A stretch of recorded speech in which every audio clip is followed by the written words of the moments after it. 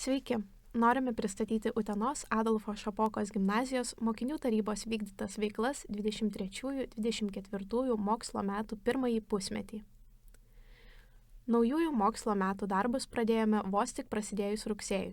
Komandos narė Ieva rugsėjo 4 dieną dalyvavo LMS mokinių savivaldų narių mokymuose apie pasikeitusius LMS įstatus.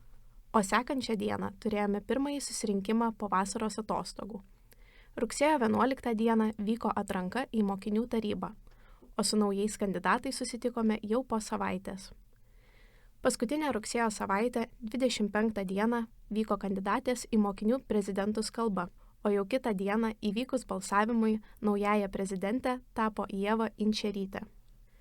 Spalio mėnesio veiklas pradėjome dalyvaudami pirmajame šių mokslo metų vadovų klube.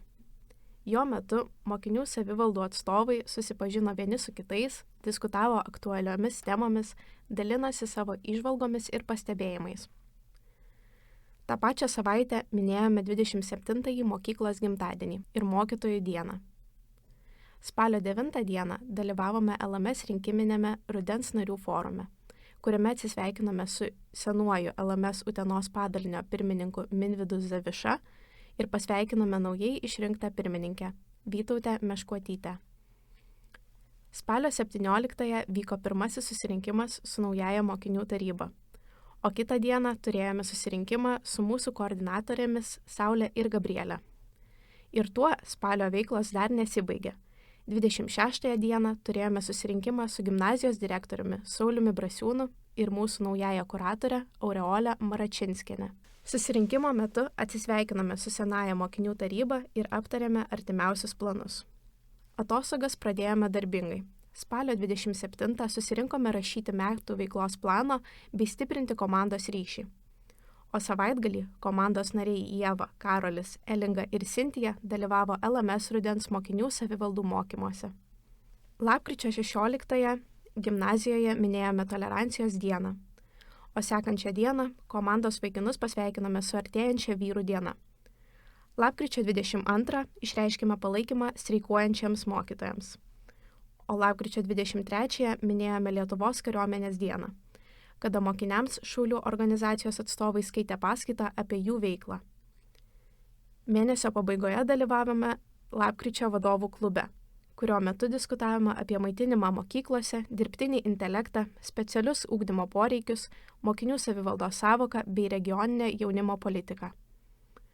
Taip pat lapkričio mėnesį atnaujinome iniciatyvą Žinutė mokinių tarybai, jog mokiniams būtų lengviau išreikšti savo nuomonę, pastebėjimus ir norus. Gruodžio pirmomis dienomis informavome mokinius apie apklausą Pokytis mokykloje, jie siekdami išaiškinti naujus mokinių poreikius.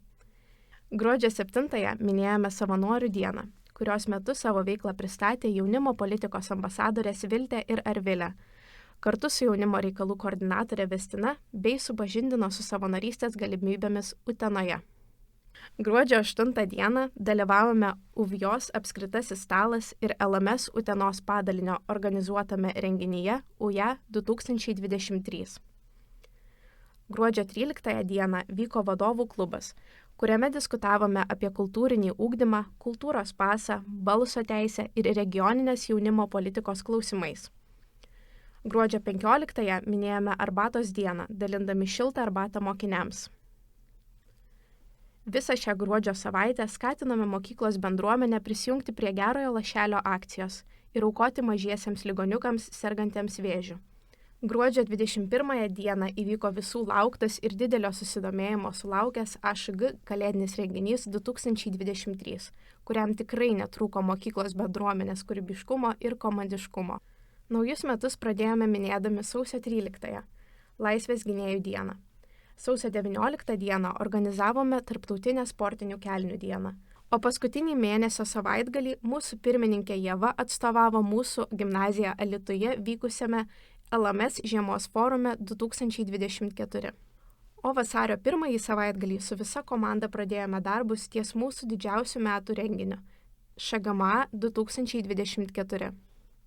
Nuo 2023 metų rugsėjo mėnesio turėjome 22 oficialius mokinių tarybos susirinkimus, tačiau mūsų laukia dar vienas darbingas pusmetis, kuriam netrūksta užsidegimo bei idėjų. Iki kito karto.